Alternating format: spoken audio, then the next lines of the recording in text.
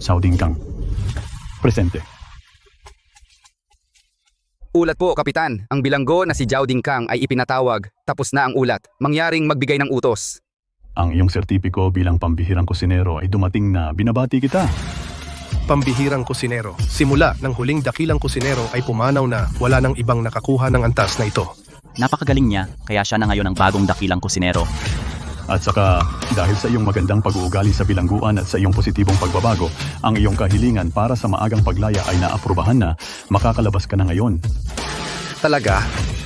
Sumama ka sa akin. Opo.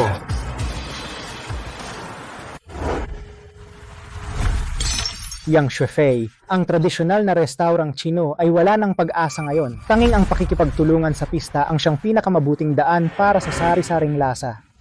Pakikipagtulungan. Ginagamit lang nila ang pangalan ng pakikipagtulungan upang sakupin ang sari-saring lasa. Alin sa kanyang menu ang pagkaing Chino? Wala talaga silang balak magluto ng pagkaing Chino. Bakit ang tigas ng ulo mo? Kung ganyan ka kung gayon, ako bilang punong kusinero ay hindi na dapat manatili. Chef Lee. Chef Lee, nandyan na ang mga bisita. Ito ang menu.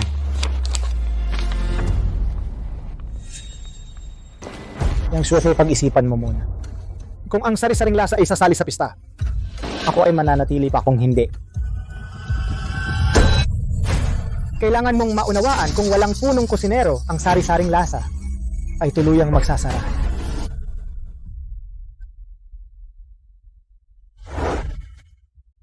O kaya magpalit tayo ng punong kusinero. Marunong naman akong magluto.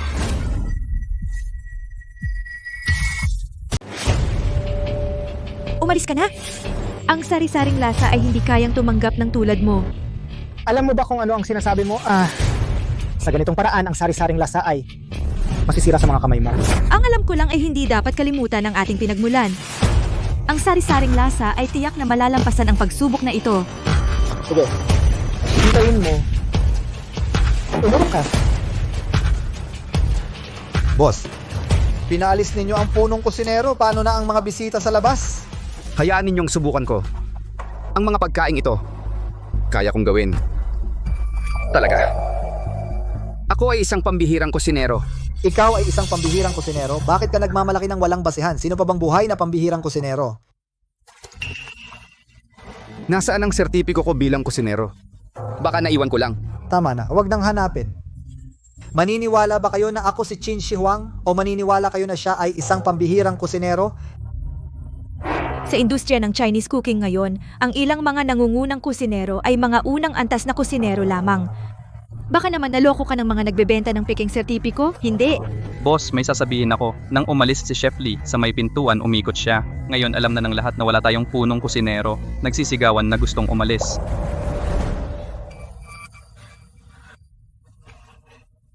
Ang mga pagkain ito. Sino sa inyo ang marunong gumawa? Kung sino ang makagawa, siya ang magiging bagong punong kusinero. Hayaan ninyo akong subukan. Hoy, ako na. Naging katulong ako ni Chef Lee sa loob ng 3 taon. Ang mga pagkain ito, sigurado akong kaya kong gawin. Sige, Liu Sheng. Basta't makagawa ka ng pagkaing magugustuhan ng mga bisita, ikaw ang magiging bagong punong kusinero ng sari-saring lasa. Sige, huwag kang mag-alala. Halika, maghanda na tayo. Sige. Ikaw kung wala ka pang mapuntahan sa ngayon, pwede kang manatili at tumulong sa kusina. Salamat sa tulong mo ngayon. Galingan mo ha.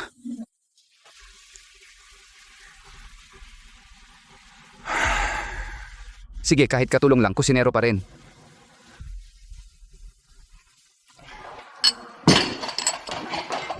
Ginong Chian, maghintay pa po kayo. Lumayo ka sa harapan ko. Kahit anong promotion pa, hindi na ako kakain dito. Isang restaurant na walang punong kusinero, hindi makakagawa ng masarap na pagkain. Aba, Ginoong Tian. Ginoong Tian, saan ninyo narinig ang chismis na iyan? Nakahanap na kami ng bagong punong kusinero. Kung gayon ngayon, kung papayag kayo, ituring ninyo itong libreng handog ko. Sige, pwede. Pero ang lahat ng in-order kong pagkain kanina ay kanselado na lahat. Ang galing sa pagluluto ay makikita sa putahe. Sabihin mong magluto siya para sa akin. Ciao to, Sannen. Ciao to Sannen. Ang bisitang ito ay isang eksperto. Side dish lang yan, Chiao Tosannen kaya kong gawin kahit nakapikit. Ang pagkain ito ang paggawa at ang paggawa ng maayos ay magkaibang bagay. Ginoong Chen, pasensya na, natagalan kayo. Kumain muna kayo ng paa ng manok. Ginoong Yang, itong paa ng manok, hindi ako kakain yan. Dapat mong malaman, 3 malambot sa tulay. Ang hirap ay sa pagpapanatili ng kasariwaan. Kung kakainin ko itong paa ng manok mo, ang dila ko, para makatikim ng sariwa, may hirapan na nga. Sa totoo lang, itong putahe, lahat ng tao ay kayang gawin ito, pero ang mga taong kayang lutuin ng maayos ang putaheng ito ay kakaunti lang. Upang matakpan nila ang lansa ng mga lamang loob, nilalagyan nila ng maraming sibuyas dahon, luya, siling haba. Mali ito. Bigyan mo ako ng atay, bato at tiyan ng baboy. At saka, sila para mapabilis ang pagluluto. Kadalasan ay hindi pinapansin ang katangian ng mismong sangkap. Sabay-sabay nilang inilalagay ang atay, bato at tiyan sa kawali.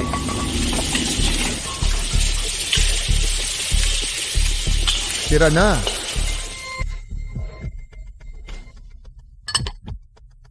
Ginoong Yang, kung hindi ako nagkakamali, itong bagong chef na inupahan mo ay maglalagay ng malalaking kutsarang ng pampalasang manok para lumasa. Kapag nailagay ang kutsarang ito, masisira na talaga ang sari-saring lasa. Ay nako, Ay, itong putay ay wala nang saysay kainin.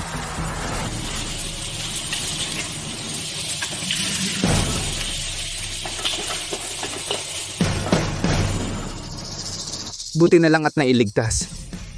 Tama na nga. Uy, Ginoong Chen.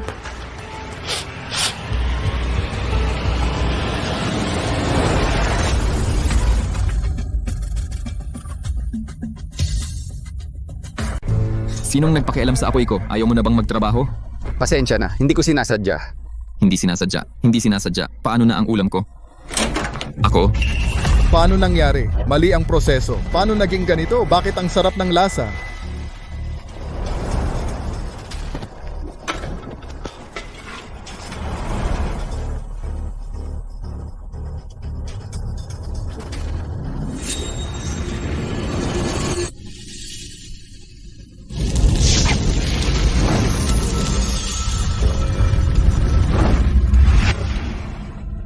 Ito na ang lasa. Ang huling beses na natikman ko ang lasa na ito ay 20 taon na ang nakalipas. Salamat. Dahil sa iyong nilutong Ciao to Sannen, natikman ko ang lasa ng tahanan. Mabuti naman at nagustuhan mo. Naggisa lang ako ng basta-basta.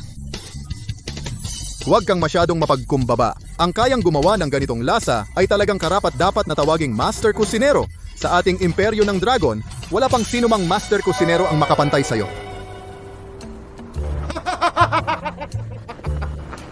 Master Liu, hindi ko inakala na ang husay mo sa pagluluto ay ganito kahusay. Ang sari-saring lasa natin ay aasa na sa'yo. Talaga nga, noong una ay tinatarget ako ni Master Lee. Sabi ko na nga ba malinaw naman na magaling akong magluto. Sabi niyang hindi ako kaya at hindi pa niya ako pinayagang magluto. Oo. Natatakot siyang baka mapalitan mo siya. Ngayon wala na siya, mabuti nga. Lahat tayo ay may pagkakataong makita ang husay mo sa pagluluto, di ba?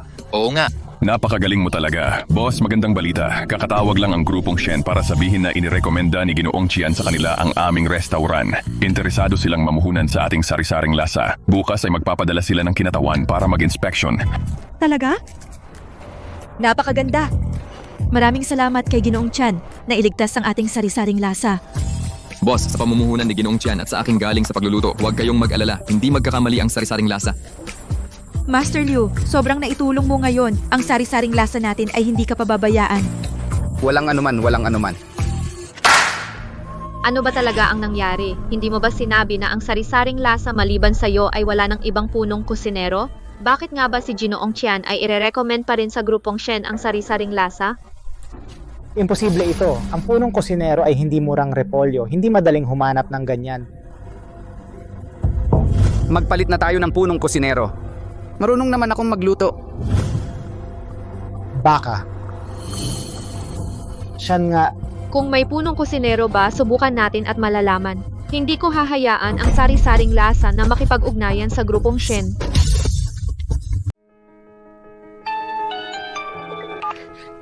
Hoy, Ginong Tian. Ano? Ha?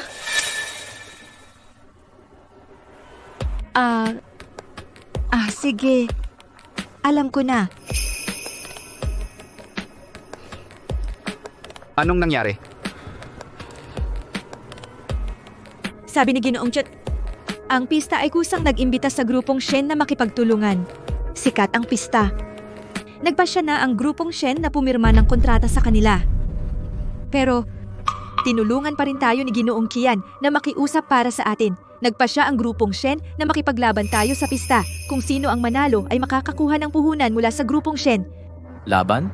Ang pista ay isang 5-star na restaurant. Kaya ba nating talunin sila? At saka sila inagaw si Chef Lee. Si Chef Lee ay isang ang ikalawang antas na kusinero. Laban. Bakit hindi? Nandito ako. Matatakot ba tayong matalo? Oo nga, kahapon kahit si Ginoong Chian na pinakatanyag na foodie ay napahanga sa isang putahe ni Chef Liu. Alam mo si Chef Lee ay hindi pa napuri ng ganito, di ba? Sige, baka sa oras na iyon ay makapag-iwan ng maraming customer. Eh di sa paligsahang ito?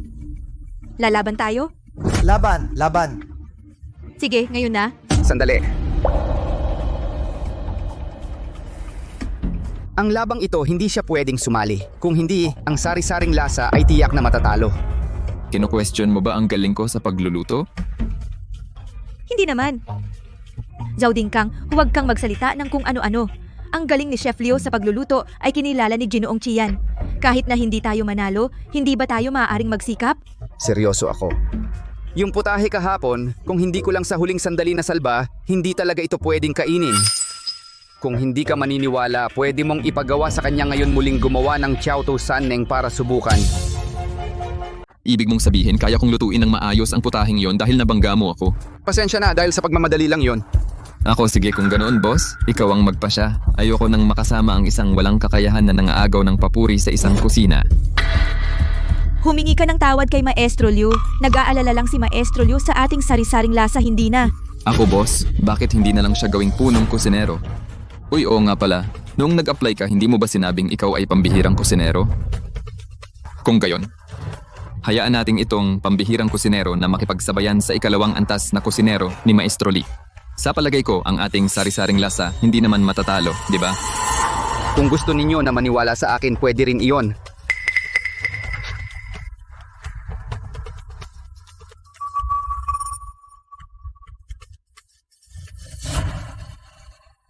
Pasensya na, ang ating sari-saring lasa ay nawalan na ng isang punong kusinero at hindi na natin kayang mawalan ng isa pa.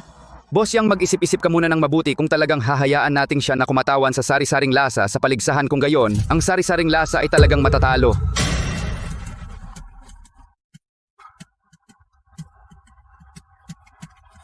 Ang sahod mo?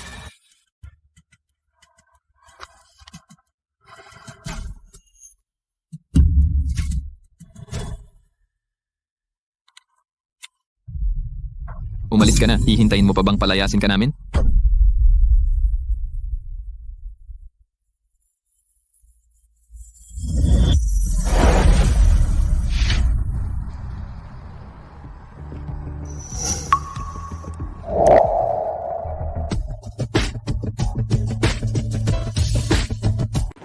Hoy, nandyan na sila. Uy, Ginong Yang. Balita ko may nahanap kang napakahusay na master sa pagluluto. Ginoong Chian, pero sa harap ni Ginoong Shen, sobra mong pinalaki ang kakayahan niya. Nasaan siya? Palabasin siya. Ipakita niya sa amin. Ako ang bagong punong kusinero ng sari-saring lasa. Ikaw, Yang Chefei, nababaliw ka ba? Si Liu Sheng ay naging pangalawang kusinero ko sa loob ng 3 taon. Ano ba ang kakayahan niya? Hindi ko ba alam? Hindi nga, Ginong Yang. Kaya pala ang sari-saring lasa ninyo ay malapit ng malugi. Kahit sino na lang ang pwedeng maging punong kusinero. Yang Chefei, sumuko ka na. Kumuha ka ng pangalawang kusinero para talunin ako. Hindi ka ba nangangarap na lang? Kung sino ang panalo o talo ay malalaman lang sa laban.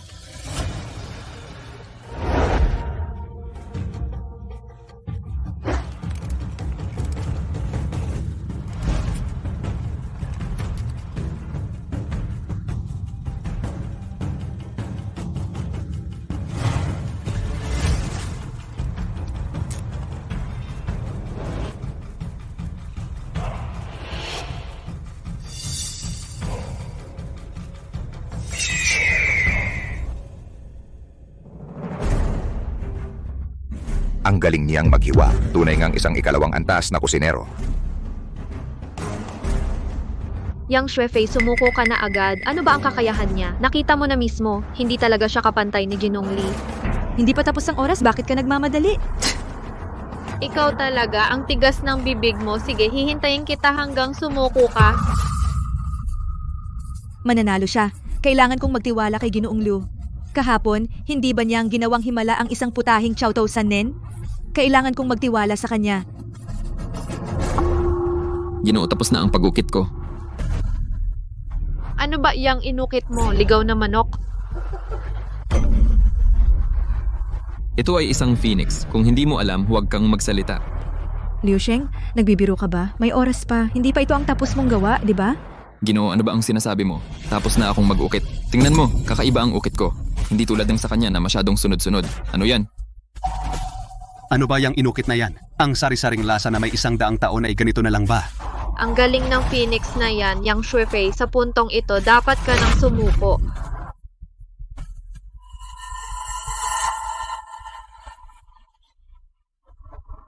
Sandali.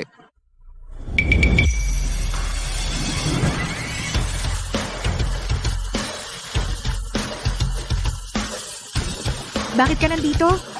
Sumali ako. Ang batang ito, hindi ba't may dala siyang peking sertipiko para manloko ng tao? Bakit, Yang Shuefei, kinuha mo siya? Seryoso, Ginoong Yang? Kumuha ka pa ng ganyang tao? Kaya pala, ang sari-saring lasa mo ay lalong lumalala.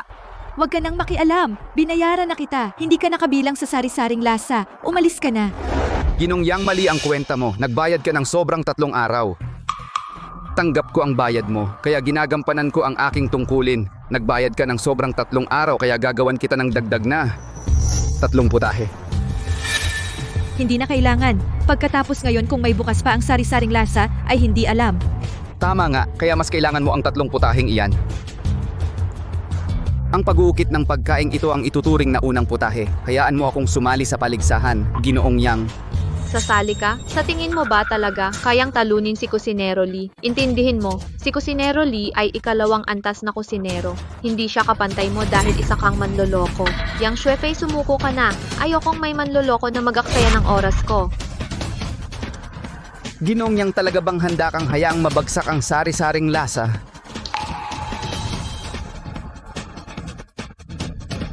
Ang putahing iyon kahapon, kung hindi ko iniligtas sa huling sandali, hindi ito makakain. Kung hahayaan natin siya na kumatawan sa sari-saring lasa sa paligsahan, ang sari-saring lasa ay talagang matatalo.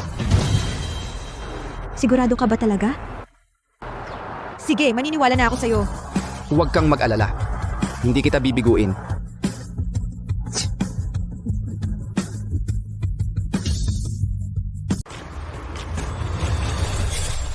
Yang Shuefei, ikaw talaga ay nagmamadaling humingi ng tulong sa kahit kanino. Akala mo ba talaga na kaya niyang ibalik ang laban? Ngayon, siya ay may mga tira-tira na lang na pwedeng gamitin. At sa oras ng laban, 2 minuto na lang ang natitira. Sa ganitong kalagayan, maliban na lang kung siya ay isang Diyos sa pagluluto. Kung hindi, talagang imposibleng manalo siya.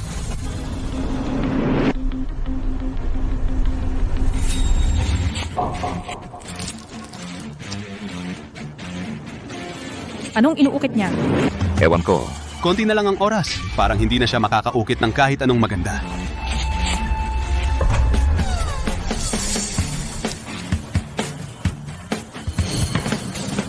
Tapos na ang obra ko.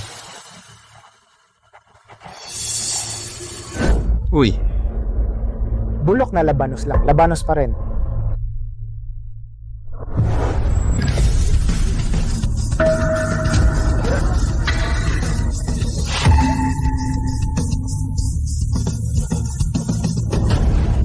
Hindi. Ano ba yung gawa mo? Usbong ba? Mukhang hindi ka marunong mag-ukit ng kahit na pinakasimpleng usbong.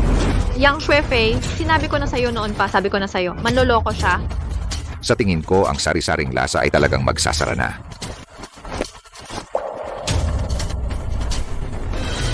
Jozero, nanalo ka. Paro-paro, tingnan mo, paro-paro.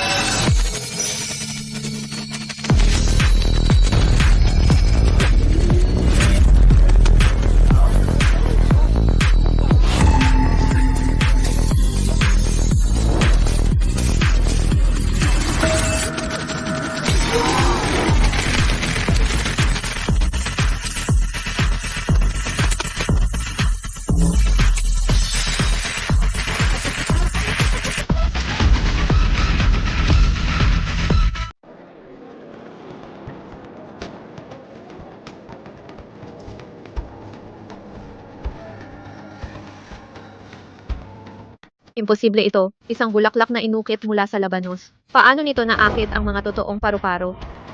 Narinig ko, ang pinakamataas na antas ng pagukit ng pagkain ay ang pagukit ng pagkain nang hindi mo masasabi kung totoo o hindi. Ang nakaraang henerasyon ng mga batikang kusinero hanggang sa kamatayan ay hindi naabot ang antas na ito. Nagawa talaga ni Zhao Dingkang iyon.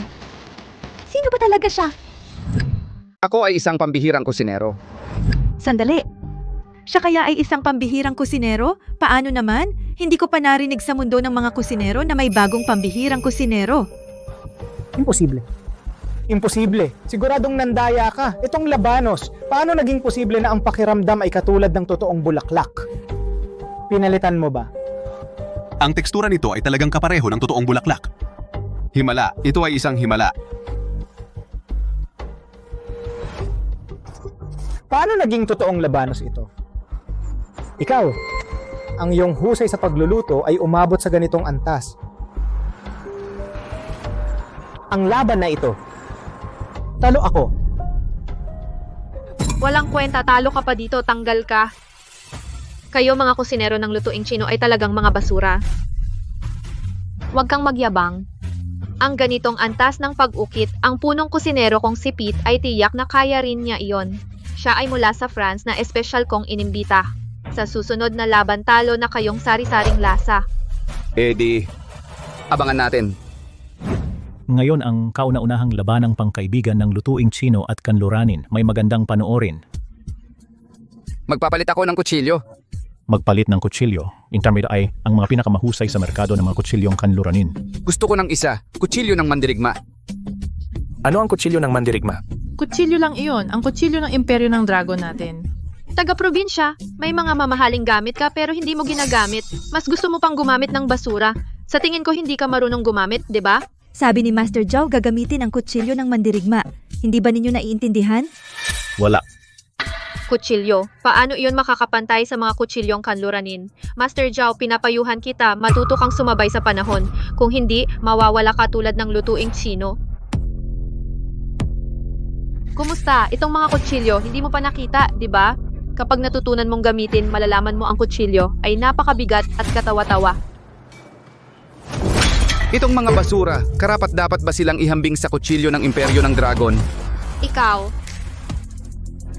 Master Zhao, ang kutsilyo ng mandirigma mo. Salamat! Maaari nang magsimula ang laban. Kapag nagluluto ako, itong kutsilyo lang ang gagamitin ko. ang kapal ng mukha. Kung gayon, kayo ay maglaban muna sa husay sa kutsilyo.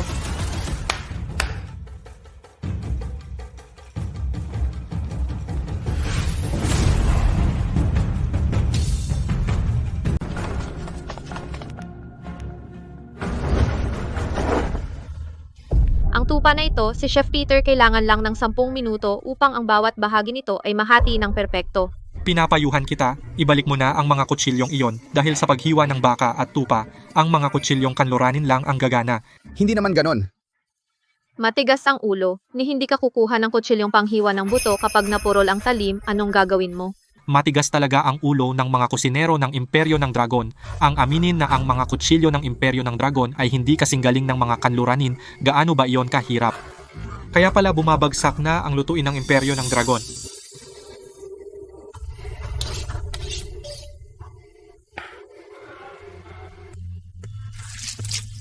Ang talim ng kutsilyo. Siyempre. Ito ay imported na kutsilyo para sa paghihiwa ng buto. Mas maganda ito kaysa sa mga lokal.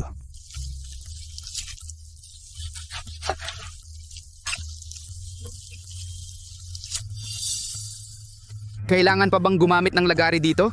Ano ang alam mo? Magkaiba ang lutuing kanluranin at lutuin ng Imperyo ng Dragon. Kung tulad ng mga kusinero ng Imperyo ng Dragon na magaspang gumamit ng kutsilyo sa pagpuputol, ang buto ay magkakaroon ng maraming piraso. Si Chef Peter ay naghiwa ng ganito.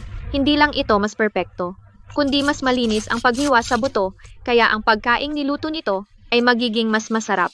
Tama nga.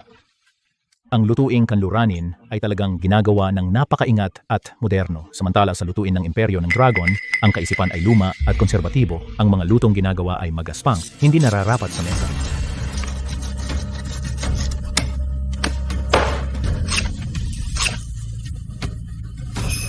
Chef Zhao, paano kung ako na lang ang magdala ng kutsilyong panghiwa ng buto para sa iyo?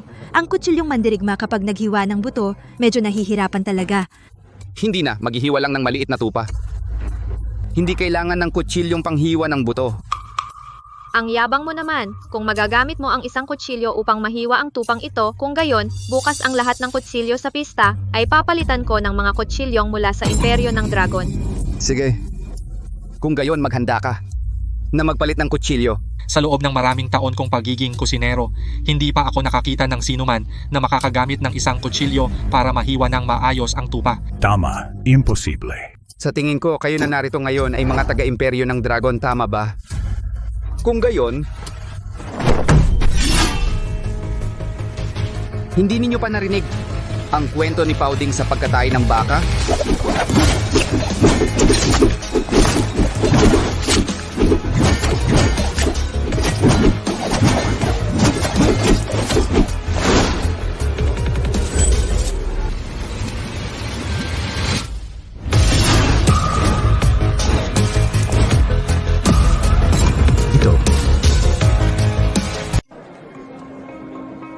Nahiwalay talaga. Kaya rin pala ng kutsilyo. Ito.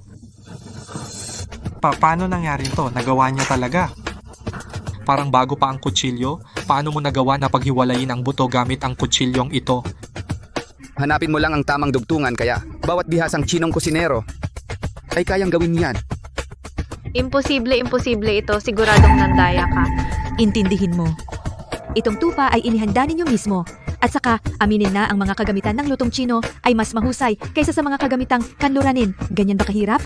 Sino bang mag-aakala ang isang napakabigat na kutsilyo ay talagang nagawa ang bagay na hindi kayang gawin ng kutsilyong kanluranin? Tsaka Sir Joe, tandaan mo, bukas ang mga kutsilyo ng inyong pista ay palitan ninyo ng mga kutsilyong mula sa imperyo ng dragon. Huwag kayong magyabang agad. Kung matalo kayo, ang sari-saring lasa ay tuluyang magsasara. Para sa isang punong kusinero ng mamahaling restaurant, ang kasanayan sa kutsilyo ay wala lang. Ang pagluluto ng iba't ibang piling sangkap ang pinakamahalaga. Ayos ang restaurant na iniinvesta ng grupong Shen ay tiyak na tatahak sa mataas na antas. Ang puro paghiwalang ang alam ay tiyak na hindi pwede. Ito ay A5 na Wagyu para sa paligsahan ngayon ang pangunahing sangkap. I5 na Wagyu. Sa buong merkado ito ang pinakamataas na grado ng Wagyu. Wala ito sa merkado kahit may pera ka. Sabi nila, ang pagluluto ng A5 mo na Wagyu ay napakahigpit. Kapag may kaunting pagkakamali, masisira ang buong steak. Sa buong mundo ngayon, ang mga marunong magluto ng A5 na Wagyu ay hindi hihigit sa 5. Hindi maganda. Si Maestro Zhao baka ay hindi pa nakapagluto ng A5 na Wagyu. Sobrang bihira pala ang A5 na Wagyu. Kaya pala nung tumanggap kami ng mga dayuhang bisita, espesyal akong tinawag para ihanda ang karne na ito. Kung hindi kayo makikipagsabayan, pwede na kayong sumuko ngayon. Bilisan nyo na. Ang amo namin ay naghihintay na pumirma ng kontrata sa grupong Shen. Bilisan mo. Ang amo namin naghihintay pa siyang pumirma sa grupong Shen.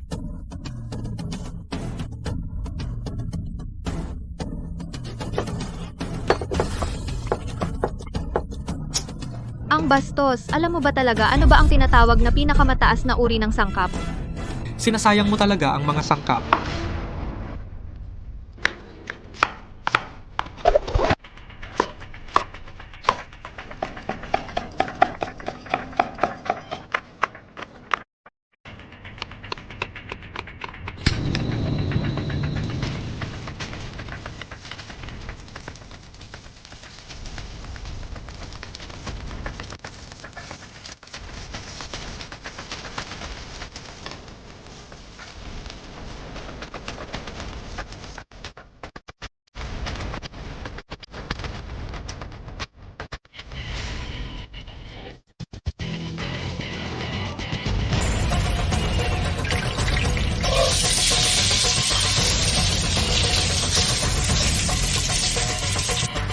Ginisang Wagyu. Tikman mo. Ginisang Wagyu. Tikman niyo po.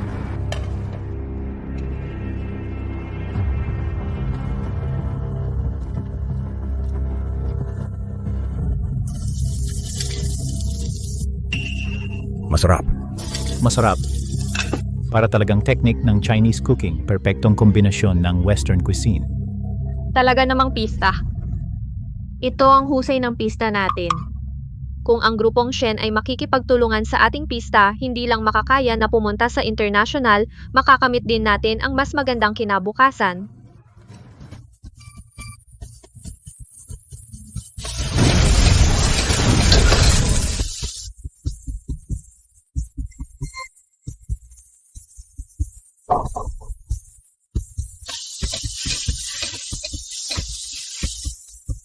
Ang bango.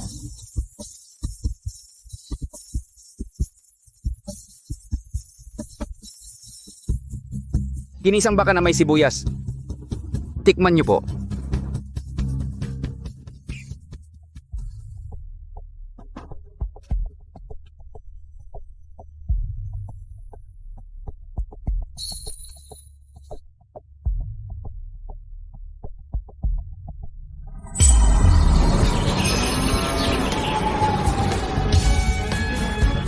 Kumusta? Sobrang sama ng lasa, diba?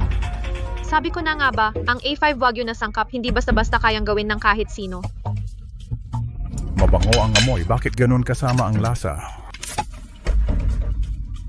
Ang sarap, sobrang sarap nito. Hindi pa ako nakakain ng ganito kasarap na beef na may sibuyas.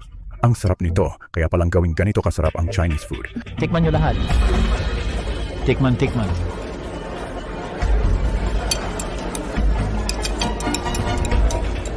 Isang beef na may sibuyas lang, bakit ba ganito kasarap? Baka naman palihim kang naglagay sa loob ng kopyo, di ba?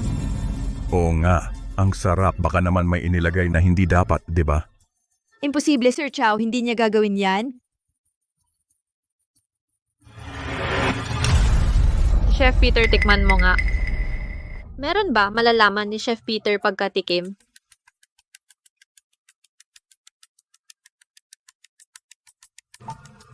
Ano, Peter?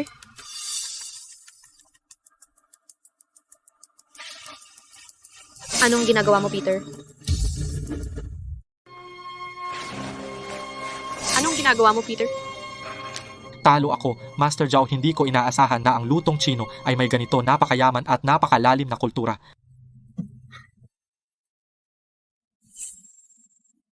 Peter.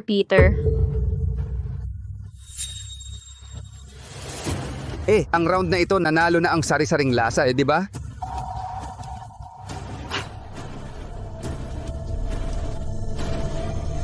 Hindi, ang pista ang nanalo. Ano? Imposible. Talagang kay Master Zhao ang beef na may sibuyas na mas gusto ng lahat.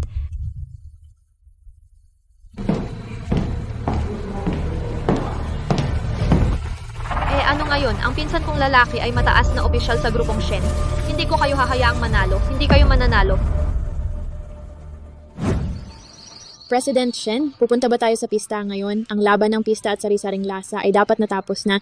Dapat tayong pumunta para pirmahan ang kontrata ng pamumuhunan. Huwag muna. Nakalabas na si Mr. Zhao sa kulungan. Ngayon, gamitin agad ang lahat ng koneksyon. Hanapin si Mr. Zhao. Opo, President Shen. Ang kontrata? Kalimutan na. Sa maikling panahon, hindi rin natin mahahanap si Mr. Zhao. Ihatid mo muna ako doon. Opo. Miss, ito ang amo ko. Gusto kanyang makilala. Anong ginagawa mo? Sino ka ba? Gusto mo pang maging bayani? Kung kaya mo, saksakin mo ako dito. Kaya mo ba? Huwag mo akong pilitin. May pumatay.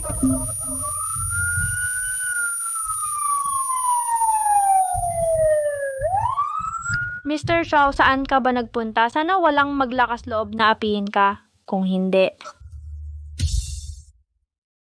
Magkakampi pala kayo. Bakit pa ninyo kami tinawag para sumali sa paligsahan? Talo na talaga. Kayo sa sari-saring lasa ay hindi marunong tumanggap ng talo. Bakit kami natalo, hindi mo ba alam? Ang ginisang baka na may sibuyas ni Zhao ay mas pinapaboran ng lahat. Itong ginisang baka na may sibuyas, kahit masarap, pero ang lasa ay talagang gawa sa mga pampalasa na pinagpatong-patong, na wala ang tunay na lasa ng Wagyu. Mabuti. Ang tunay na masarap na pagkain ay hindi gawa sa puro pampalasang basura, kundi upang mapanatili ang natural na lasa ng mga sangkap.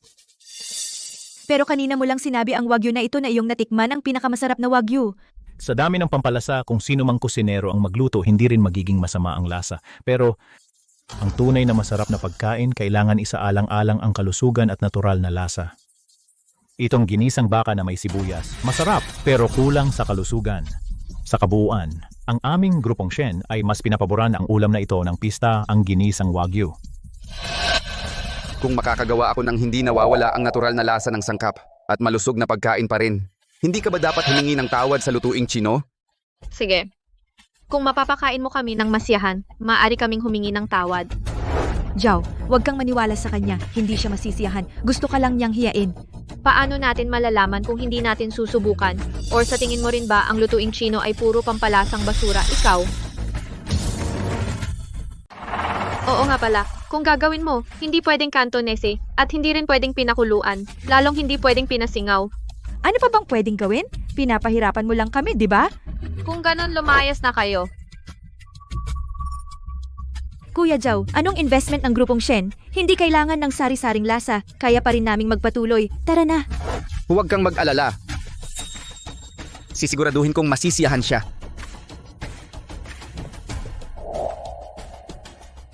Pwede bang gumamit ng inyong kusina? Pwede, sige.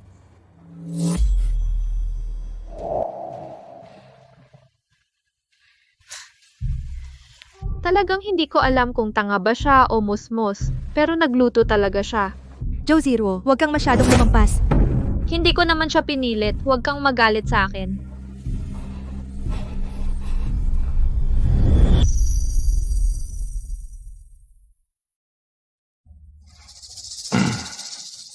Kung kayo ay mahilig sa natural na lasa ng pagkain, sige, busugin ko kayo.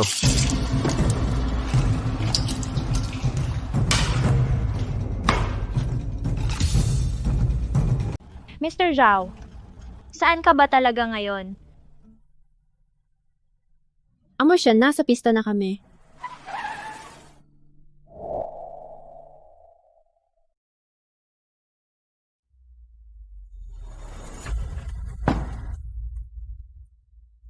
Bitukang espesyal.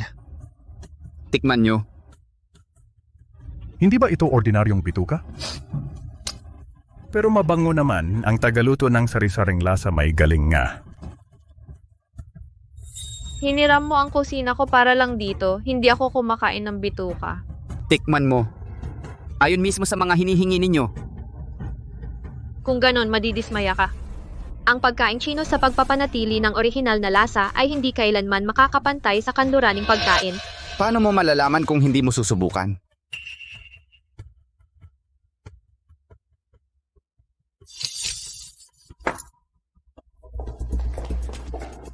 Amo Shen, Hindi pa ba tapos ang laban? Huwag mo na silang abalahin. Papasok ako para tingnan.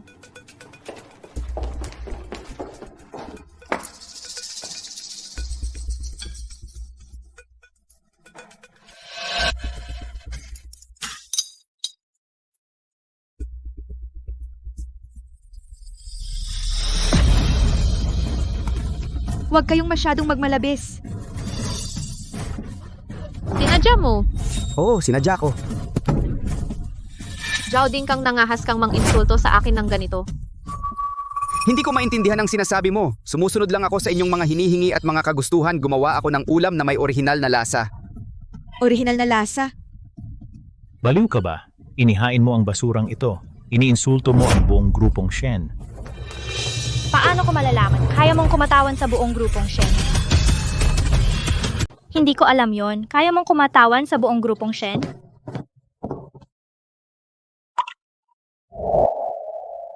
Ito ang presidente ng grupong Shen. Mukhang pamilyar. Ay, Ginong Shen. Bakit kayo nandito? Sir Shen, kung hindi ako pumunta, ang buong grupong Shen, baka sa'yo na lahat. Ay, hindi. Mali ito. Ito yung gago na to. Siya. Ito. Tumahimik ka. Ano ba talagang nangyari? Gusto kong marinig mula sa kanya. Ang presidente pala ay makatuwiran. Ginoong Zhao, hindi ka nila inapit, di ba? Hindi naman inapi. Pero yung mga luto ko, gustong-gusto ng mga kumakain. Pero sinabi nila na sobra ang mga pampalasa ko, hindi sapat na malusog at hindi pasado. Kaya naman, muli kong sinunod ang kanilang mga kahilingan at gusto. Gumawa ako ng panibagong bersyon. Ibinigay ko sa kanila ang orihinal na lasa. Parang ayaw na naman nila. Ha, hindi po Ginoong Shen. Ito. Ay, isang pagkakamali lang ito. Ito yung gago na siya. Ay, tingnan ninyo. Yung bituka na niluto niya. Hindi malinis. May tae pa. Oo nga. Oh. Habang nagluluto ako, pinanatili ko ang orihinal na lasa para talagang authentic. Ginoong Shen, dahil ang mga putahe ng sari-saring lasa ay hindi bagay sa panlasa ninyo, aalis na muna kami. Sandali. Ay, UMP. Siniraan ninyo ang grupong Shen. Sa tingin niyo makakaalis kayo?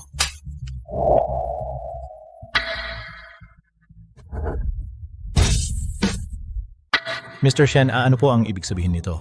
Tanggalin niyo siya. Ang grupong Shen ay hindi nangangailangan ng ganyang mga mambobola at mga basurang mapagsamantala. Ako? Tungkol naman sa pista, simula ngayon, ang grupong Shen ay titigil na sa lahat ng pakikipagtulungan sa kanila. Mr. Shen, ang kapatid niyang lalaki parang kasama rin siya sa grupong Shen natin. Tanggalin din siya. Opo, Mr. Shen. Kayo ngayon, may oras pa ba kayong makipag-usap sa akin?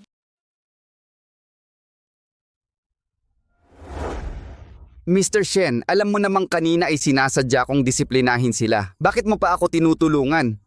Naniniwala ako sa pagkatao ninyo, kaya't sigurado ako na sila ang unang nambastos sa inyo. Kayo, kilala niyo ako.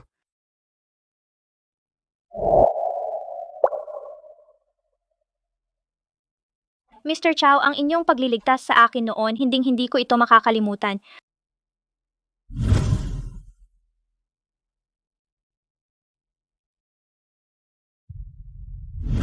Ikaw pala. Noon ako ang naging dahilan ng inyong paghihirap. Kaya mula ngayon, hinding-hindi ko papayagan na may mang-api sa inyo. Basta't mayroon kayong kailangan sa akin, magsabi lang kayo. Sige. Pero, mabuti naman ako ngayon.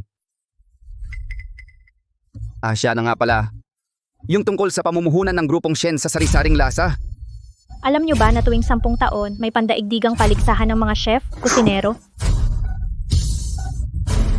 Pwede namang mamuhunan ang grupong Shen sa sari-saring lasa, pero may kondisyon. Ang punong kusinero ng sari-saring lasa ay dapat sumali sa pandaigdigang paligsahan ng mga kusinero. Sumali sa pandaigdigang paligsahan ng mga kusinero. Ang pandaigdigang paligsahan ng mga kusinero ngayong taon, wala pang kalahating buwan magsisimula na. Ang bansang kampeon noon ay magiging ang bansang punong abala ng susunod na paligsahan. Mula nang mamatay ang matandang kusinero, ang ating imperyo ng dragon ay maraming taon nang hindi naging bansang punong abala.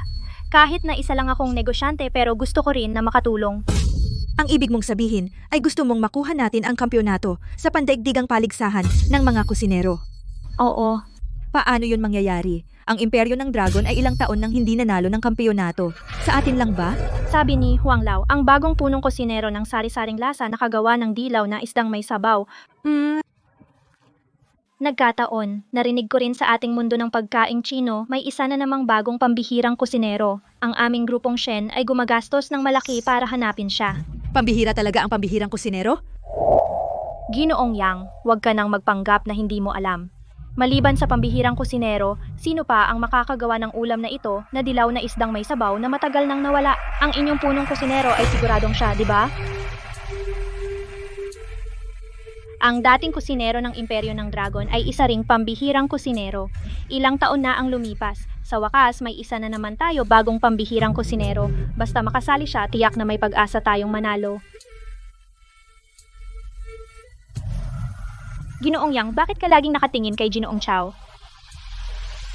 Ginoong Chow, huwag mong sabihin ikaw ay... Ako nga ang pambihirang kusinero. Ayon sa mga ulat, ang grupong Shen ay formal ng makikipagtulungan sa sari-saring lasa. Zhao din kang sari-saring lasa, tiyak na hindi ko kayo pakakatahimikin. Si Zhao Dingkang, punong kusinero ng sari-saring lasa, ang kakatawan sa grupong Shen at sari-saring lasa sa pandaigdigang paligsahan ng mga kusinero na magaganap pagkalipas ng kalahating buwan. Pandaigdigang paligsahan ng mga kusinero. Anong biro yan? Siya ay isang kusinerong Chino, karapat-dapat ba siyang sumali sa pandaigdigang paligsahan ng mga kusinero? Pero nabalitaan ko, yung bagong punong kusinero ng sari-saring lasa ay talaga palang taga-grupong Shen na hinahanap nila pambihirang kusinero. Pambihirang kusinero itong probinsyano. Oo, dahil dyan ang mga taga-grupong Shen ay sadyang maghahanda pa para sa kanya ng isang piging upang pasikatin siya.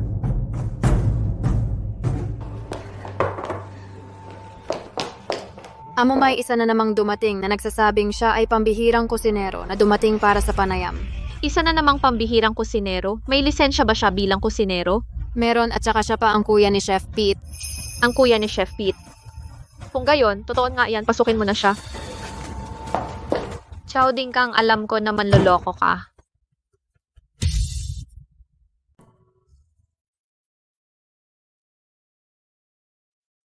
Si Shen Shuyang, Pangulo ng Grupong Shen, ay malinaw na nagsabi na may kumpiyansa ang Grupong Shen na sa kompetisyong ito sa World Chef Competition ay mananalo ng kampeonato. Mabuti, sige, manalo. Napakagaling.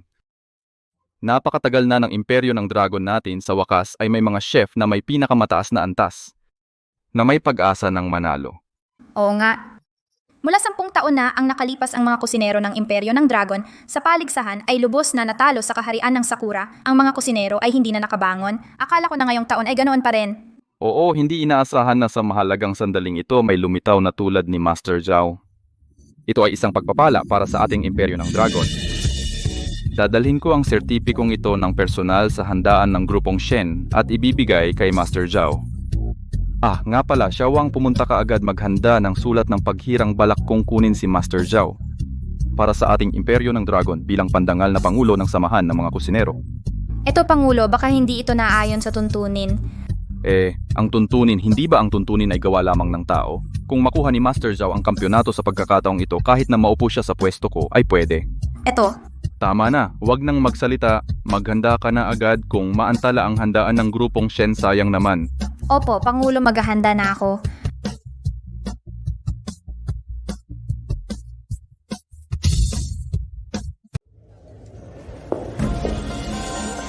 Ang mga ito ay lahat ng mga shareholder ng ating Grupong Shen. Ito na ba si Kusinero Zhao? Sabi nila 4 na po ka pa lang ngayong taon. Hindi naman. Ngayon, inaanyayahan natin ang Pangulo ng Grupong Shen, si Shen Shuyang, at ang punong kusinero ng sari-saring lasa, si Zhao Kangding, na umakyat sa entablado upang magsalita.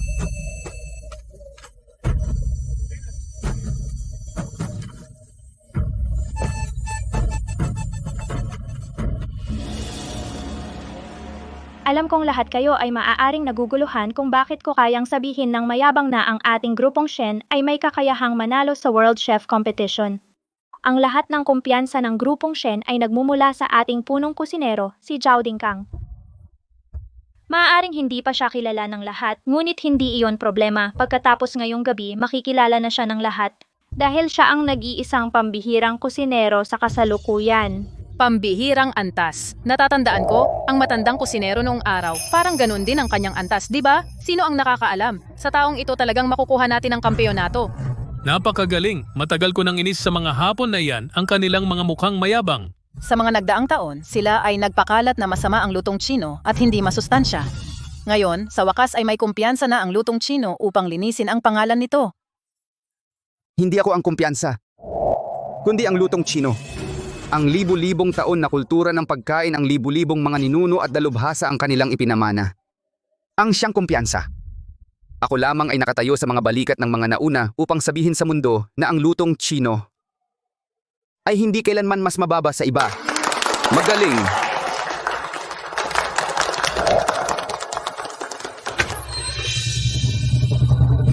Camp, anong pinagkukunwari? Ikaw na peke.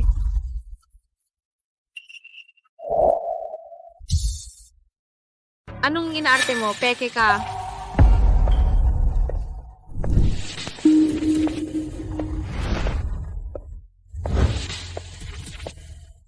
Guardia, ang baliw na ito ilabas ninyo.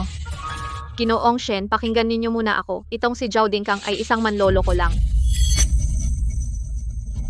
Itong nasa tabi ko ang siyang tunay na pambihirang kusinero. Naloko kayong lahat niya. Joe Zirwo, akala mo ba ang pambihirang kusinero ay isang pangkaraniwang gulay lamang? Kahit sinong kusinero ay pwedeng magpanggap na isa? Ginoong Shen, totoo ang lahat ng sinasabi ko. Ang hawak kong ito ay isang totoong sertipiko ng pambihirang kusinero. Ang numero nito ay 07. Ibig sabihin, ang katabi kong ito si Chef Jack ay ang ikapitong pambihirang kusinero sa kasaysayan ng Imperyo ng Dragon.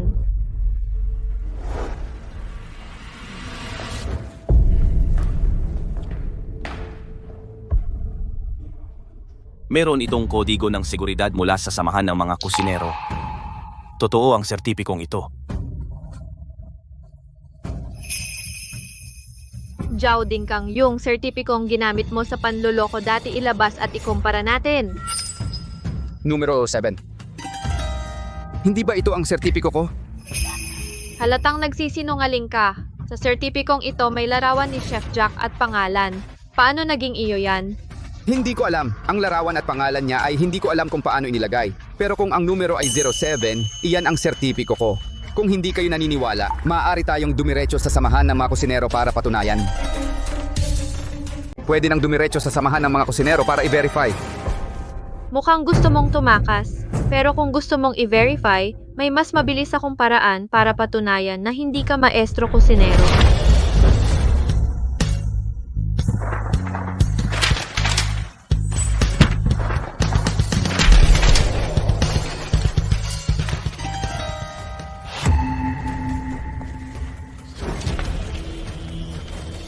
Mamamatay tao talaga siya, mamamatay tao. Gaano pa katagal bago tayo makarating? Kung masyadong huli na, ang piging ng grupong Shen ay malapit nang matapos. Isang liko na lang.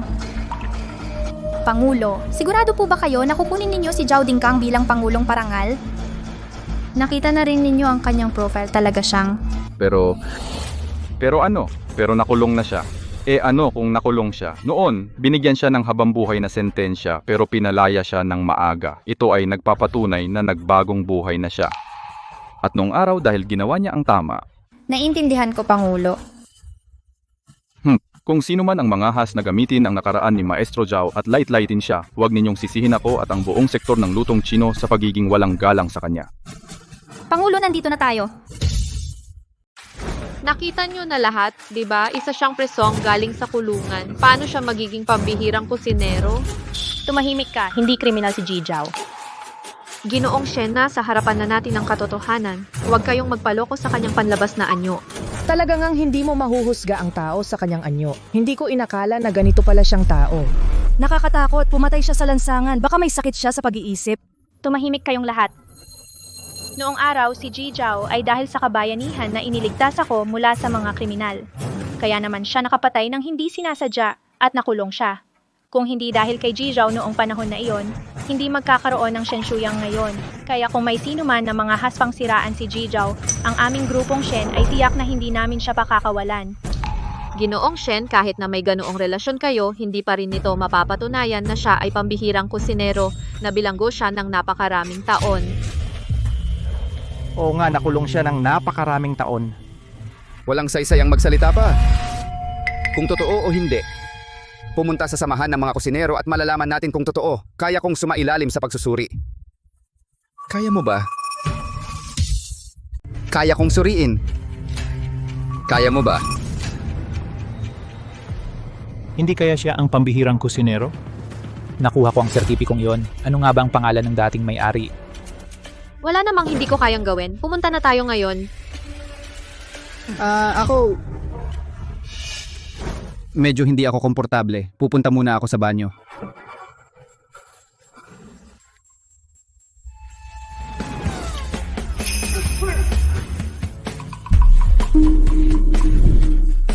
Hindi ba ito ang samahan ng mga kusinero, ang Pangulo? Pangulo? Talaga nga siya. Ilang araw na ang nakalipas, nakita ko siya sa balita. Kayo po ba si Ji Zhao? Magandang araw po. Sa wakas, nakita ko na kayo ng personal. Sino po kayo? Ako ang pangulo ng samahan ng mga kusinero Liu Shutong. Nagpumilit akong pumunta para ibigay sa iyo itong sertipiko ng pambihirang kusinero.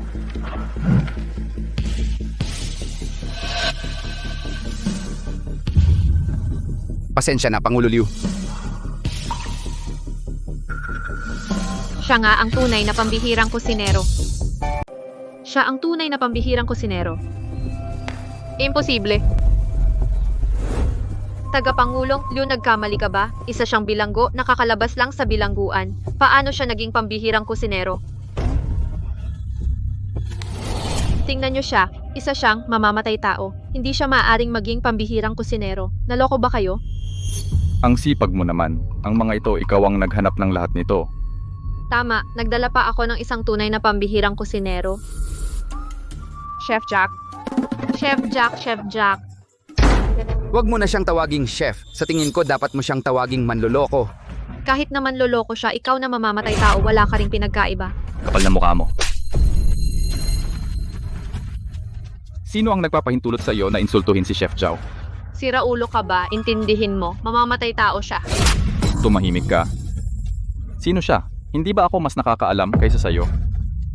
Mula ngayon, ayoko na may sino man nagagamit ng salitang mamamatay tao para tawagin si Chef Zhao at ayoko rin na may sino man naggamitin ng dahilang ito para apihin si Chef Zhao.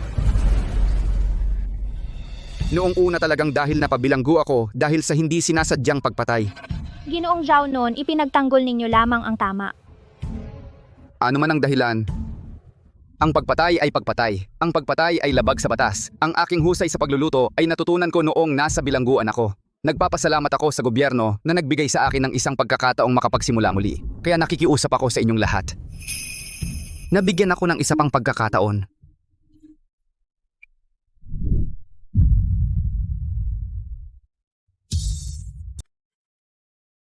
Sige.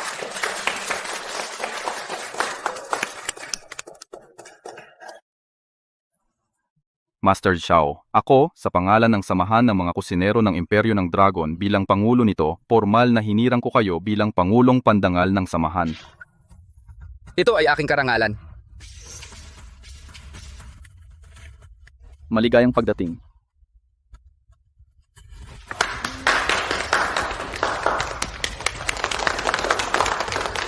Ako? Pasensya na, dapat ay naniwala ako sa inyo. Lahat tayo ay para sa ikabubuti ng grupong Shen, kaya huwag ka nang mag-sorry. Tungkol naman sa iba. Ano ang gusto mo? Hoy! Joe Zirwo, ano ang ginawa mo? Bakit ang grupong Shen biglang nag-anunsyo sa atin na puputulin ang lahat ng pakikipagtulungan? Ngayon, ang pondo ng kumpanya ay naputol na lahat. Master Zhao, tingnan mo, kilala mo ba ang taong ito? Kimura Kento. Siya ang kampeon ng nakaraang World Chef Competition. Siya ang pinakamalaking karibal mo. Kimura Kento. Siya ay taga-kaharian ng Sakura. Tama. Kung gayon ang World Chef Competition na ito, ay gaganapin sa kaharian ng Sakura, di ba?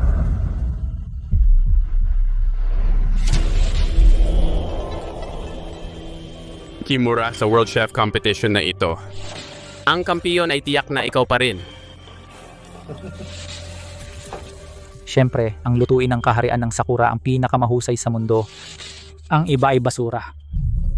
Sige.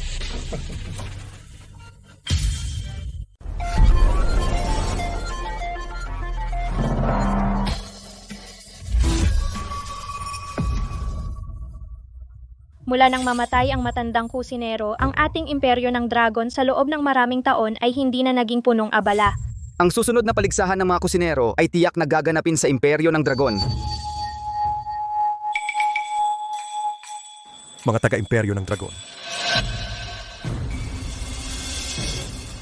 Zhao Dinggang, di ba? Hindi. Si Zhao Dingkang. Zhao Dingkang, anong pinagkaiba? Ang mga taga-imperyo ng dragon ay talagang pahirap. Hindi ko inakala na kayong mga taga-kaharian ng Sakura ay hindi marunong bumigkas ng pangalan. Ikaw?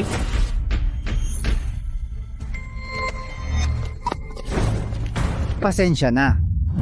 Bakit ganyan ka makipag-usap? Ay, patawad. Sasabihan ko siya ng maayos. Sige, ituloy mo lang ang ginagawa mo. Ako na lang ang magdadala sa kanya sa loob. Maliit ang kakayahan, pero malaki naman ang init ng ulo. Kaya pala ang lutuing Chino ay hindi kayang ipagmalaki. Ikaw! Tama na. Sabi ko nga, hindi ka ba mapakali kapag nasa ilalim ka ng bubong ng iba, kailangang yumuko? Tara na. Ang mga kalahok mula sa imperyo ng dragon, ikaw na lang ang kulang.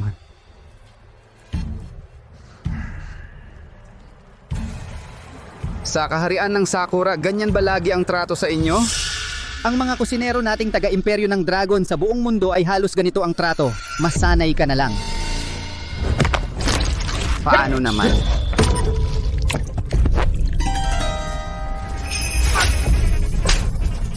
Wala ka bang mata sa paglalakad? Bakit ka nananakit ng tao? Wala ka bang mata sa dinadaanan mo? Bakit mo siya sinaktan? Pasensya na po, Ginoong Kimura. Aksidente lang, Kimura. Kimura Kento, siya ang dating kampeon ng pandaigdigang paligsahan ng mga kusinero. Siya ang pinakamalaking karibal mo. Siya nga. Basurang kusinero pala siya ng imperyo ng dragon. Sobrang malas. Ikaw, Luhod, punasan mo ang sapatos ko. Masyado ka na. Maliwanag namang ikaw ang bumangga sa kanya at naibuhos mo pa sa kanya ang tubig. Ang dapat magpunas ng tubig. Ikaw di ba? Babala. Sa paligsahan ng mga kusinero, bawal ang gulo. Kung magkakagulo ka pa, madidiskwalipika ka. Nung nananakit siya, bakit hindi ka nagbabala? Anong pananakit? Ang paninirang puri ay gulo rin. Ikaw! Luluhod ako. Luluhod ako.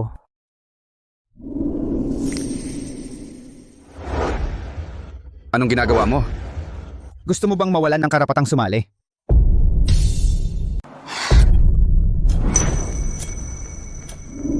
Sa balita sa telebisyon, nakita kita. Sabi ng pamilya Shen, kaya mong manalo ng kampyonato. Kaya mo ba? Ipakita mo sa kanila.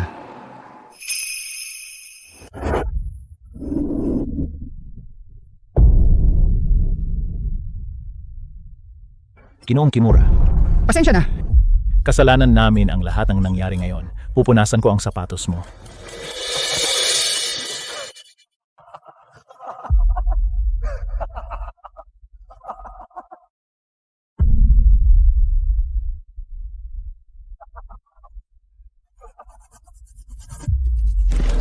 Ginoong Kimura. Pakiusap. Talaga namang kahit anong basura ay nakakapasok. Sa pandaigdigang paligsahan ng mga kusinero. Kimura, alam ninyo rin ang imperyo ng dragon ay isang bansang kinikilala ng komite ng paligsahan. Kumalma ka. Tara na. Matatanggal din sila agad.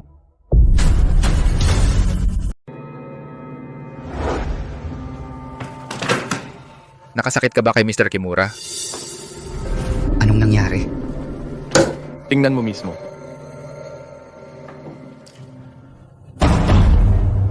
Ang iyong kalaban ay si Takahiro Kimura. Takahiro Kimura. Hindi ba siya ang ikasampu sa nakaraang paligsahan? Paano naman siya makakasama sa isang baguhan sa iisang grupo? Ang pandaigdigang paligsahan ng mga kusinero ay isang one-on-one draw system. Sa pangkalahatan, ang mga kalahok sa preliminary ay hindi masyadong magkakaiba ang kakayahan. Pero ito, nakapagtanong na ako, ang bunot na ito ay mismong si Kento Kimura ang bumunot. itong si Takahiro Kimura ay nakababatang kapatid na lalaki ni Kento Kimura. May ganyan bang pagkakataon sa mundo? Ito ay malinaw na sinasadyang i-target ka. Wala akong pakialam kung paano mo na-offend si Mr. Kimura. Pinapayuhan kita na makipag-sorry ka kaagad sa kanya. Baka may pag-asa pa. Oo nga, kung hindi ka man lang makapasa sa preliminary, paano ka pa makakaharap sa imperyo ng dragon? Kaya niyang manipulahin ang paligsahan. Kung gayon ang paligsahang ito ay wala ng saysay.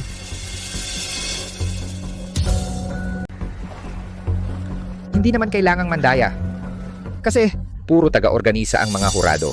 Naniniwala ako sa resulta ng laban na talagang patas at makatarungan.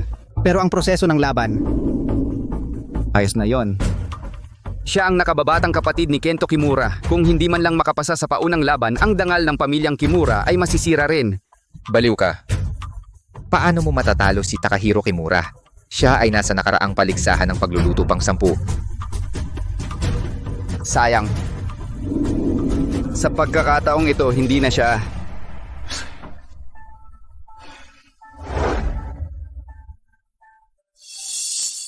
Ang mga kalahok ay pumunta sa lugar ng paligsahan.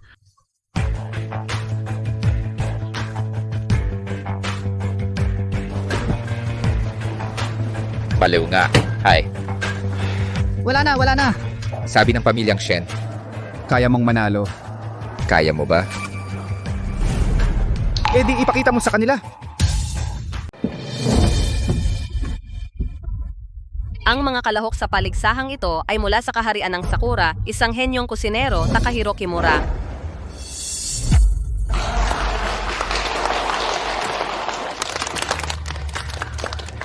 At si Zhao, ang bagong kusinero mula sa Imperyo ng Dragon.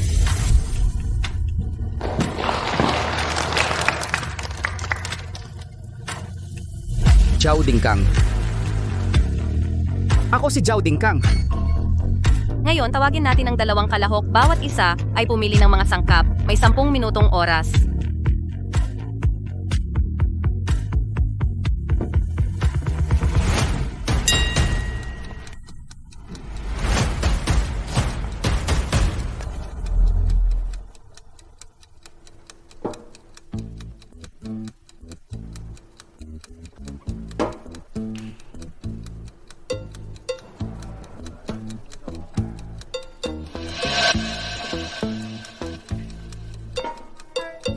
Mukhang si Takahiro Kimura ay sadyang kumuha ng parehong ulam.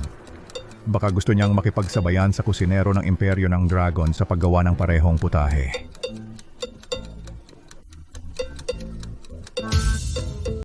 Kung hindi ako nagkakamali, ang magkapatid na Kimura 10 taon na ang nakalipas na lumipat mula sa Imperyo ng Dragon papuntang kaharian ng Sakura. Sila ay napakahusay sa lutuing dragon. Kaya pala sobrang kumpiyansa siya. Wala nang suspense ang laban na ito. Kinokopya niya ako. Gagawa siya ng parehong putahe gaya ko.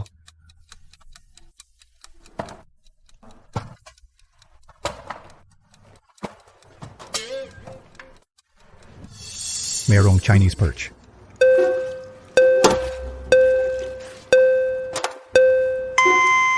Hindi mo ba hinahamak ang Imperyo ng Dragon? Pero, natututo ka pa sa akin ng lutuing dragon. Eh ano ngayon? Para lang malaman ninyo ang pagkain ng mga taga-imperyo ng Dragon ay basura.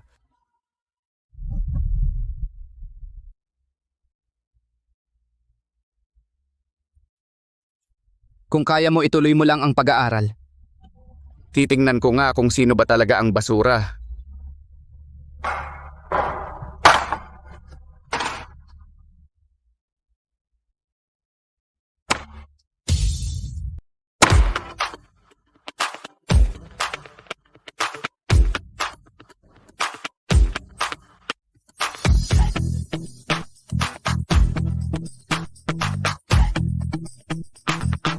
Ang galing ng paghiwa, hindi basta-basta ang bagong ito. Ano naman kung ganun siya kagaling, ang makakaharap niya ay si Takahiro Kimura.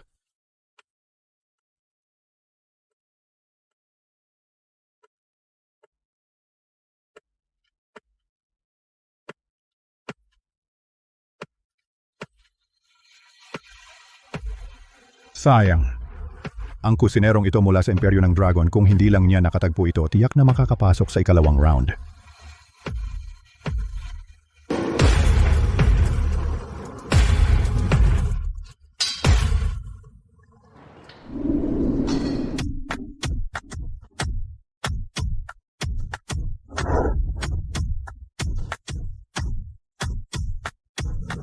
Mamaya malalaman mo ang lutuin mula sa Imperyo ng Dragon ay napakahirap gayahin.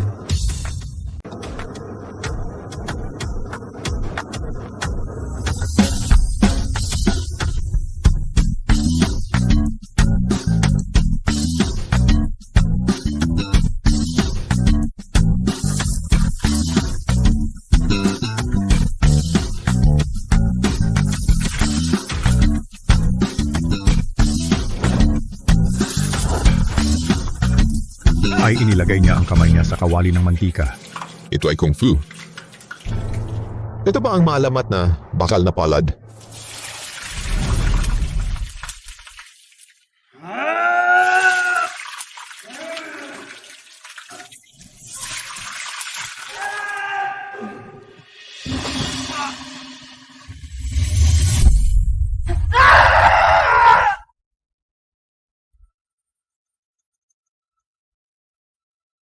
Masakit.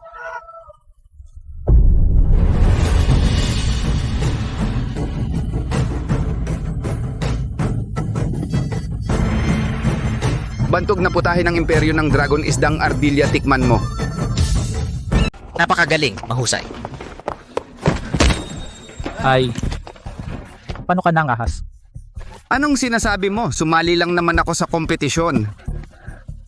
Ikaw, taga-imperyo ng dragon, huwag kang magpanggap. Para lang manalo ka, nagawa mong mapaso ang kapatid kong lalaki ng malubha. Walang hiya ka.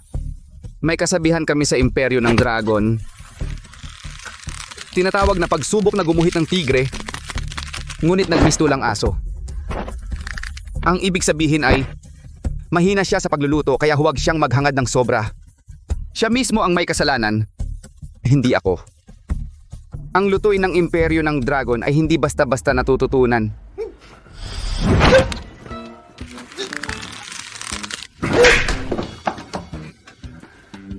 May isa pa kaming kasabihan sa imperyo ng dragon. Ang tawag ay, kung ano ang itinanim, siya ang aanihin. Para sa'yo. Zhao Dingkang, di ba? Hintayin mo lang. Tiyak na babayaran mo ang ginawa mo ngayong araw.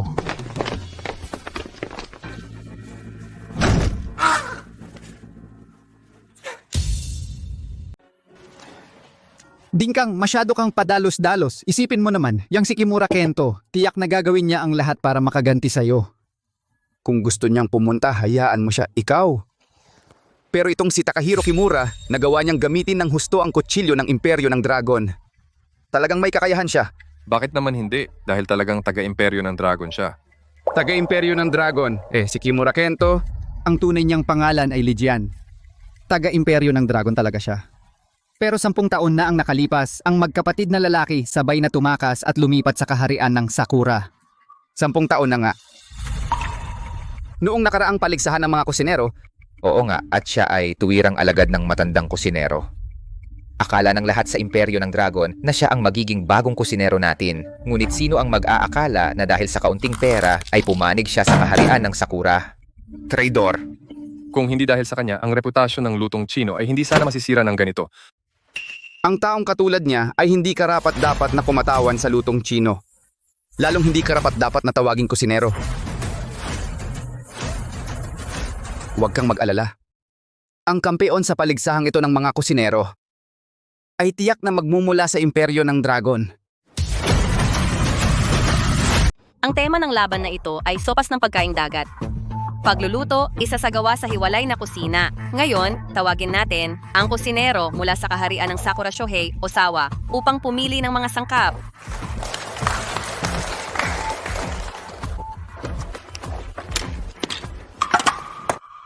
Hoy, Lahat ng sariwang pagkaing dagat ay kinuha niya.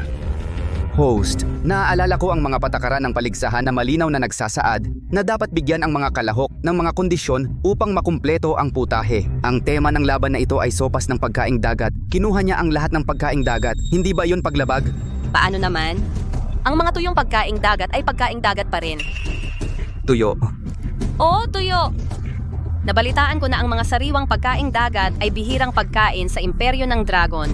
Maraming kusinero sa imperyo ng dragon ang gumagamit ng mga tuyong pagkaing dagat upang gumawa ng mga pagkaing dagat. Marahil ay magaling ka sa paggawa ng mga tuyo. Narinig ko rin na sa kaharian ng Sakura, maraming pagkain ang inaangkat. Ngunit maraming tao ang hindi kayang bumili ng mga inaangkat na pagkain, kaya umaasa sila sa pangingisda ng pagkaing dagat. Kaya naman ang mga taga-kaharian ng Sakura ay mahilig na mahilig sa pagkaing dagat. Ginoong Zhao, bumabati ako sa iyo sa ngalan ni Kimura-san. Ikaw na ang pumili ng mga sangkap, kusinero ng imperyo ng dragon. Tuyo na lang ang natira. Wala namang dapat piliin. Talo na siya sa laban na ito. Ano ang ginagawa niya? Haha, nababaliw ka na ba sa galit? Ang tema ngayon ay seafood soup.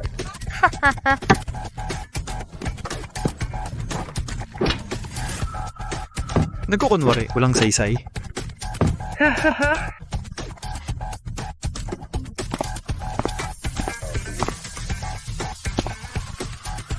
Wala siyang napiling seafood.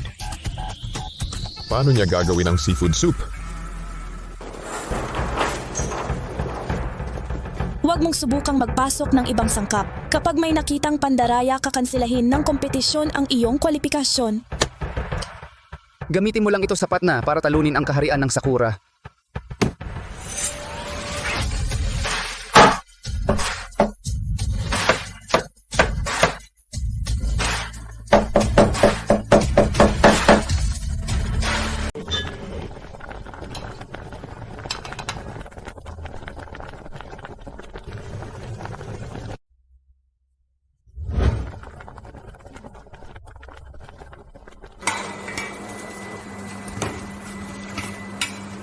Ay, walang seafood. Kaya bang gumawa ng seafood soup?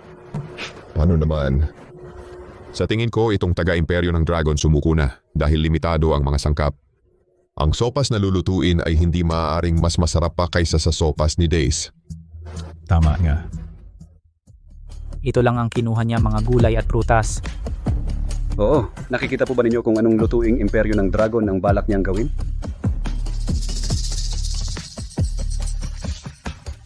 Kabisado ko ang lahat ng recipe ng Imperyo ng Dragon. Wala pa akong nakitang makagagawa ng seafood soup mula sa basurang sangkap. Hahaha. Akala ko pa matigas siya pero sumuko agad. Hayaan na natin siya. Isang hindi natin dapat ikabahala. Maliit na tao lang. Oo nga.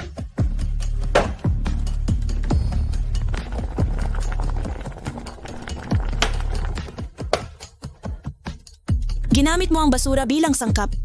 Walang basurang sangkap. Basurang kusinero lang.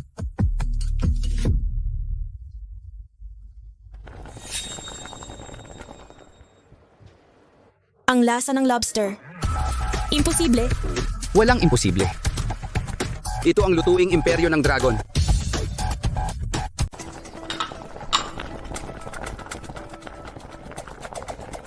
Malapit na ang oras ng kompetisyon. Gaano pa katagal ang ulam na ito? Huwag magmadali. Hindi pa husto ang apoy.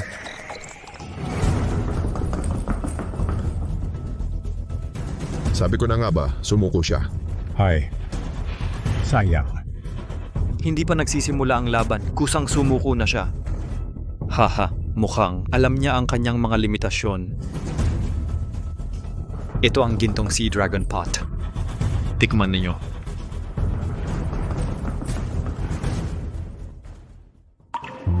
Ang sarap ng lasa. Marami pero hindi magulo. Ang lasa ng bawat pagkaing dagat ay perpektong naghalo ng maayos. Maliban kay Kimura Kento, walang makakapantay sa iyong sabaw.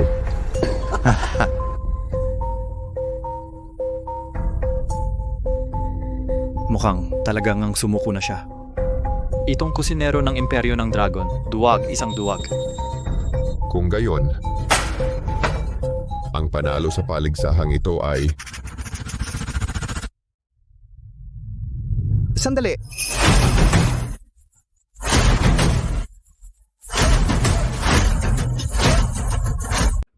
Hindi pa oras. Bakit ka nagmamadaling mag-anunsyo ng resulta? Lumalabas ka pa rito? Pinapahiya mo lang ang sarili mo.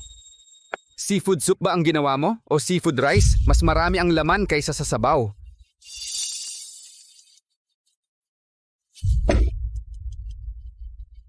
Ito ba ang seafood soup na ginawa mo?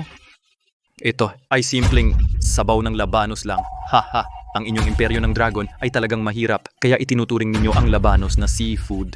Hahaha. Seafood soup ba ito? Tikman ninyo at malalaman ninyo.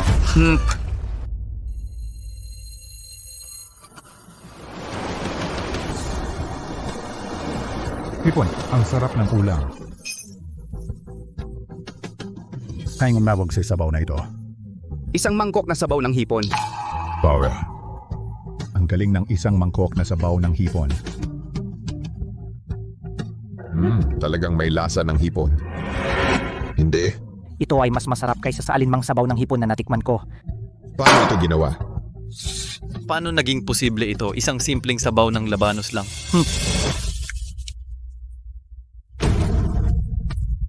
Imposible. Talagang imposible ito.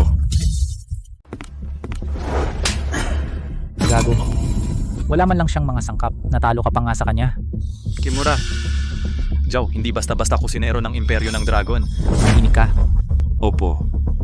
Sabaw na gawa sa labanos. Paano yun makakalamang sa sabaw ng mga pagkaing dagat? Tiyak na nandaya siya. Talagang tuso ang mga taga-imperyo ng Dragon. Sa susunod na laban, ako na mismo ang sasabak. Siguradong gagawin ko siyang umiyak at umalis sa mundo ng mga kusinero.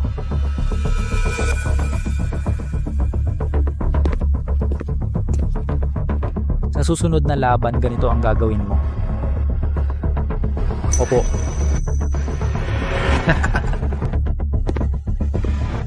Ang galing mo, Jao. Hindi mo alam. Ang mga taga Sakura na yon, noong malaman nilang si Osawa Shohei ay natalo rin ang pangit ng mga mukha nila. Oo nga. Hindi. Itong si Kimura Kento. Tiyak na hindi niya ito basta-basta palalampasin. At saka dito pa ang teritoryo ng kaharian ng Sakura. Paano kung saktan ka niya? Anong gagawin mo? Oo nga, si Kimura Kento ay isang taong nagagawa ng anumang paraan para manalo. Paano kung siya? Dingkang, baka mas mabuting huwag na lang. Pinaghirapan mong makuha ang ranggo mong ito. Hindi madali. Kung sakaling may mangyaring masama, hindi na iyan sulit. Tama, at si Kimura Kento ay hindi katulad ng iba. Siya ang kampeon ng nakaraang kompetisyon. Sa madaling salita, siya ang Diyos ng kusina. Hindi mo siya kayang talunin. Ang laban sa pagitan ng mga kusinero ay pagpapakita ng tunay na galing. Kung mananalo ka o hindi, kailangan subukan para malaman. At hindi ako maaaring umatras. Gusto nyo bang na ang mga kusinerong Chino ay patuloy na sinisiraan ni Kimura Kento sa lahat ng dako? Gusto nyo bang na ang lutuing Chino sa mundo ay palaging napapahiya? Mangyaring pumwesto na ang mga kalahok. Hindi ko gusto kaya tiyak na mananalo ako. Siguro nga siya ang magiging Diyos ng kusina.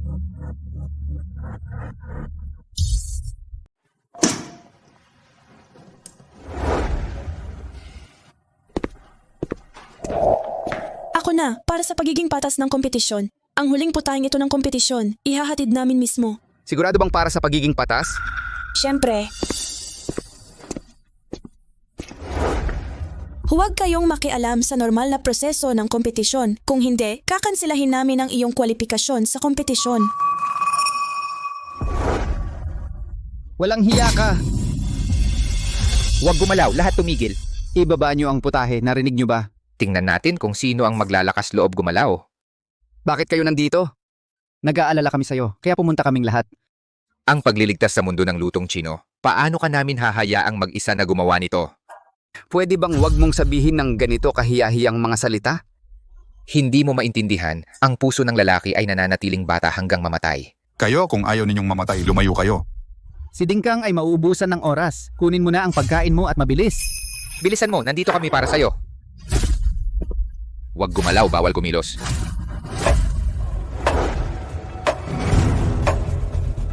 Isang minuto na lang bago matapos ang kompetisyon. Sayang naman, hindi ko inaasahan na ang mga kusinero ng Imperyo ng Dragon ay hindi na darating. Hahaha, ipagpahayag na natin agad ang resulta, hindi sila darating ngayon. Malamang hindi na sila darating. Sandali lang, maghintay pa tayo. Darating siya.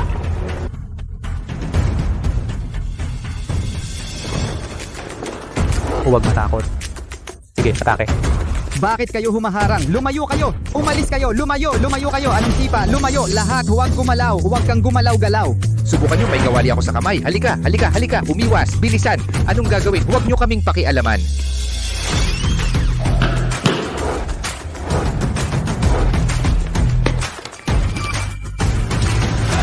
Ano bang gagawin ninyo?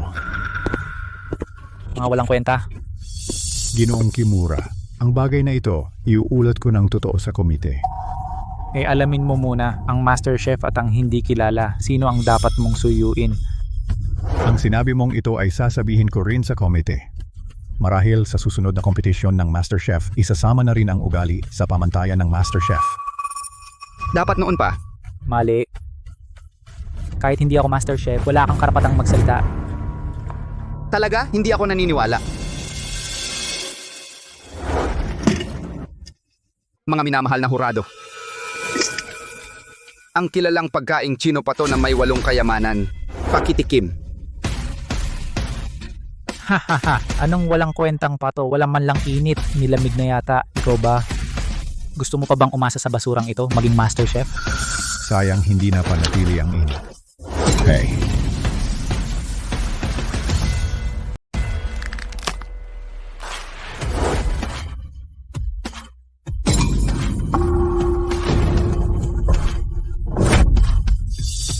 pasensya na.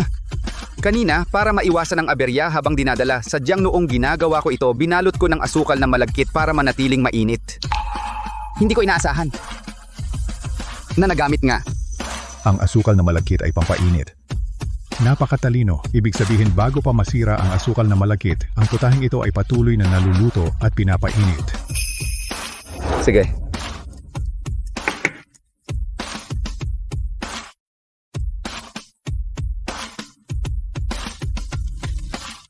Ang sarap, hindi pa ako nakakain ng ganito kasarap na pato.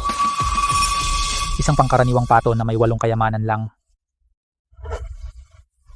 Ito. Ang lasa nito.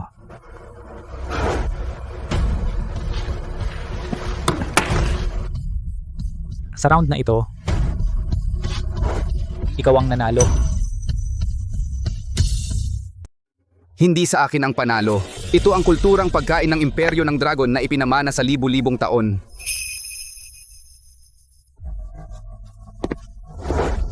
Salamat po, Ginoong Zhao. Kung hindi dahil sa iyo, magkakamali pa rin ako sa pagkaing Chino. Napakasarap talaga. Hindi lang ang putahing ito, bawat putahing ginawa mo dati ay may kakaibang sarap. Mahirap isipin na ang mga pagkaing ito na ibang-iba ang estilo ay nagmula sa iisang bansa. Ang imperyo ng dragon ay talagang kahanga-hanga. Ito ang pagkaing Chino. Maligayang pagdating sa mundo ng lutuing Chino.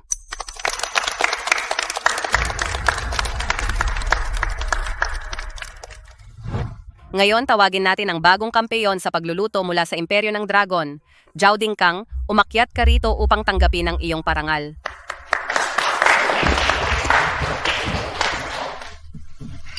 Halika, binabati kita. At ngayon, pakinggan natin ang ating bagong kampeon sa pagluluto.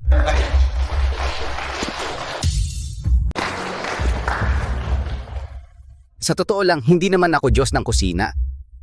At palagi kong iniisip na walang Diyos ng kusina sa mundong ito. Ang pagkamit ng parangal na ito, dahil sa aking likuran. Merong kulturang pangkainan ng imperyo ng dragon na minana sa libong taon. May libu-libong mga naunang dalubhasa sa pagluluto. Kung talagang pag-uusapan natin ang Diyos ng kusina, sa palagay ko, bawat isa na nagmamahal sa lutuing Chino. At bawat taga-imperyo ng dragon na buong pusong gumagawa ng lutuing Chino ay mga Diyos ng kusina. Mabuti. Saka bago ako sumali, narinig ko na ang nagwaging bansa sa bawat paligsahan ng Diyos ng kusina ay magiging host ng susunod na paligsahan ng Diyos ng kusina. Masaya ako. Ang imperyo ng dragon ang magiging host ng susunod na paligsahan ng Diyos ng kusina. Malugod na tinatanggap ng imperyo ng dragon ang mga kusinero mula sa buong mundo. Sa ngalan ng mga kusinero ng imperyo ng dragon, ipinapangako ko ang paligsahan ng Diyos ng kusina na iho-host ng imperyo ng dragon ay tiyak na isasabuhay ang diwa ng pagiging patas, makatarungan at bukas hanggang sa dulo.